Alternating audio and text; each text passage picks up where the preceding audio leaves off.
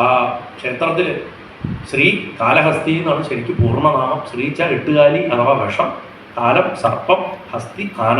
ഒരു എട്ടുകാലി, ഒരു സർപ്പവും ഒരു ആനയും കൂടെ ചേർന്നിട്ടാണ് അവിടുത്തെ പ്രതിഷ്ഠയുടെ മഹിമ. കണ്ണപ്പൻ അവിടെ വെച്ചിട്ടാണ് അതിൻ്റെ തൊട്ട് പുറകിലുള്ള പർവ്വതത്തിലുള്ള കണ്ണപ്പൻ തന്നെ കണ്ണ് ചൂഴ്ന്നെടുത്ത് ഭഗവാന് കൊടുത്തത്.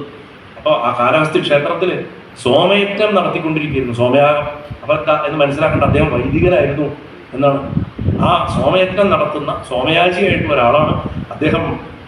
താൻ ചെയ്യുന്ന കാര്യത്തിൽ സങ്കല്പെടുത്ത് ദൃഢപ്രതിജ്ഞയോട് കൂടിയിട്ട് സത്യം മാത്രം പറഞ്ഞ് സദ്ഗുണസമ്പന്നനായിട്ട് ജീവിച്ച ഒരാളായിരുന്നെങ്കിൽ അദ്ദേഹത്തിന് മക്കളുണ്ടായിരുന്നില്ല. അങ്ങനെ അദ്ദേഹം അനവധി കാലം സോമയാഗങ്ങളൊക്കെ ചെയ്ത് ഭഗവാന്റെ പ്രീതിയൊക്കെ സമ്പാദിച്ചു വന്നപ്പോൾ വയസ്സാം കാലത്ത് ഒരു ആൺകുട്ടിയുണ്ട്. ആ ബ്രാഹ്മണരുടെ ഉത്തമ ബ്രാഹ്മണരെ ഒക്കെ വിളിച്ചു വരുത്തി അവനെ ആശീർവദിപ്പിച്ചിട്ട് അവന് മാധവൻ എന്ന് പേരിട്ടു.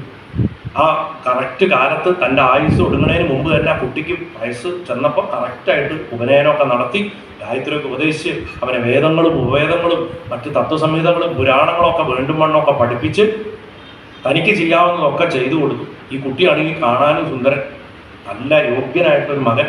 അങ്ങനെ ഈ മകൻ്റെ കല്യാണം നടത്തി. ചന്ദ്രരേഖ എന്ന പേരുള്ള അതിസുന്ദരിയായിട്ടൊരു നല്ലൊരു പെൺകുട്ടി അവിടെ കല്യാണം കഴിപ്പിച്ചു കൊടുത്തു.